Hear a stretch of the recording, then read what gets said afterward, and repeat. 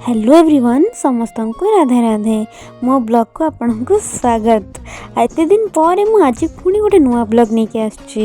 आज आम खरा बेले कथा हो भाई कहला चल जी मामू घर बुलापी तो भाईर मोर सीधा बाहरी गलु मामू घर उद्देश्य से भौणी मैंने भी थे किसी जिनस नहीं आम 4टा बेल टाइम जाऊँ तो कितने सुंदर भ्यू होता सनसेट ता सहित तले धान चाष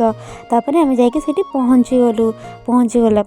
आई टे देखा कलु ये आई शाशु के 100 ऊपर वर्ष हो आम एत दिन पर जाइए तो आई मत धरिकी टाणुंट ये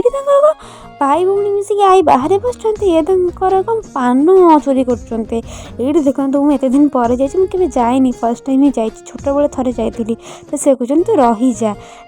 आम से विदाय नेलु विदाय नहीं भाई कहला कौन खाइबू मुझे खाइबी आ